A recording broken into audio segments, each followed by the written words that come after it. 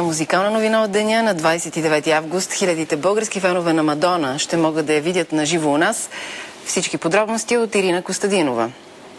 Ирина, здравей! Здравей, Яни! Веднага започваме с фактите около този концерт. Концертът на Мадона у нас ще бъде на 29 август от 20 часа на стадион Васил Левски.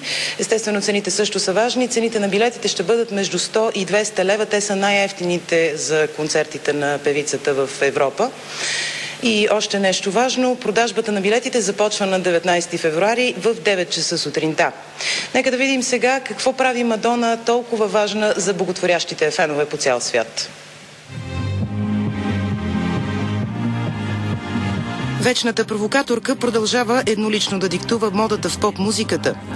Кариерата на Мадона започва в края на 70-те години. Откъде стартира Мадона се вижда от нейните актови фотографии, които бяха предложени на търг преди дни. Годината е 1979, Мадона е на 21 и работи като танцорка в Ню-Йорк. Без излишни скруполи, певицата и до днес нарушава забрани и табута по пътя към успеха.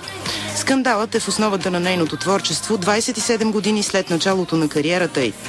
Най-успешната певица в историята на световната музика издава 19 албума, продадени в рекордните над 500 милиона копия, печели 7 награди Грами и прави 9 супермащабни и ултрауспешни световни турнета. Обожавана и отричана, Мадона има космически принос не само в музиката, а и в цялата културна история на човечеството. Смела и уверена в себе си, на 50 години Мадона продължава да е на върха, а в краката й лежат десетки по-млади мъже. Всеки, който е привлечен от огнения й темперамент, неизменно попада на първите страници на медиите. И в музиката, и в личния си живот Мадона е безкомпромисна, непреклонна и се отличава с железен професионализъм. Това дава своите резултати. Последното и турне Sticky and Sweet подобри собствения си рекорд за най-печелившо турне на солов изпълнител. Обиколката спечели $280 милиона от продажби на билети. Мадона фигурира в книгата на рекордите на Гинес като най-печелившата певица със състояние от $490 милиона.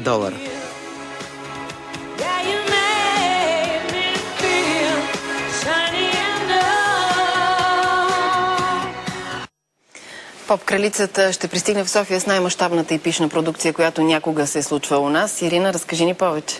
Билетите за концертите на Мадона по цял свят се разпродават за часове и това не е случайно, именно защото продукцията е изключително мащабна. Тя има железни изисквания към дизайна, към техниката и към екипа, с който работи. Всички подробности за исканията на Мадона във връзка с концерта и у нас проучи Светослав Иванов. Мадона ще пристигне у нас с 250 души екип и 30 контейнера с сценичен гардероб. Мистерия кой ще е хотелът, в който ще уседне суперзвездата и свитата й, но със сигурност той ще бъде подбран изключително внимателно. Париж още помни скандала, с който Мадона напусна хотел от луксозна верига заради това, че нямаше чисто нова поставка за тоалетната си чиния в стаята. Няколко месеца по-късно обаче в Буенос Айрес хотел от същата верига спечели $1 милион по 110 стаи наети за екипа на Мадона преди концерта и в Аржентина. В гардероба на Мадона ще има 3500 аксесуара и дрехи, направени от 36 дизайнера. Хореографията й ще включва 28 танцори и музиканти на сцената, които ще тренират на 12 батута. Организаторите на концерта в София със сигурност ще проучат детайлно претенциите на звездата преди шоуто й в Будва миналата година. Тогава Мадона поиска присъствие на най-добрите лекари, бутилки кислород и маска за дишане. Зад кулисите пък трябваше да има още 150 малки и 300 големи кърпи, както и 300 броя сапун. Климатиците и цигарения дим в района на концерта бяха строго забранени.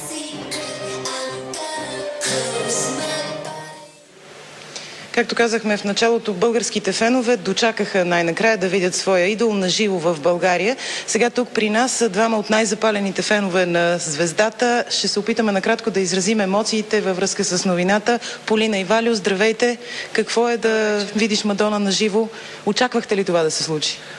Ами, аз лично бях сигурна, че ще дойде тази година в България, защото на миналогодишното турне дойдоха най-много хора от България, бяха абсолютно по целия свят. И бях убедена, че ще дойде в България. Защо харесвате толкова много Мадона? Ами, тя е много харизматична личност, с много силна аура и с много голямо присъствие. Текстовете й са дълбоко съдържателни на песните, музиката й те кара да избухнеш и всичките тия неща просто в купон те карат наистина да я харесваш. Валя, вие представлявате официалния фен-клуб на певицата в България. Нали така, планирате ли някакви специални неща във връзка с концерта? Да, даже вече направихме в Бургас една Мадона изложба от наши снимки.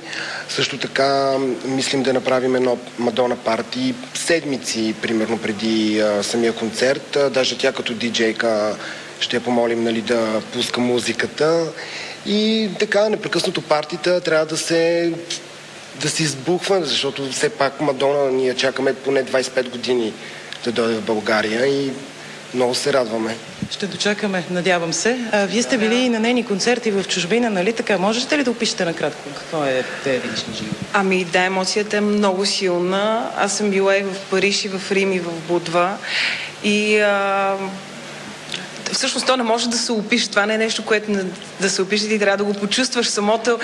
Хубавото е наистина, че Мадона пее наистина на живо и самите ефекти, самите екрани, самите танцори, всичко това нещо се случва пред тебе и ти наистина влизаш в шоуто и е нещо неописуемо. И цялата емоция, която е от сега, от февруари, те владее до концерта. Не е самия концерт. Надяваме се да изживеем тази емоция на живо на 29 август. Ани, това е от нас. Благодаря ти, Ирина. Сигурно е, че предстоят много партита на феновете и ние сме нетърпеливи да видим Мадона на живо, защото преживяването ще бъде незабравимо.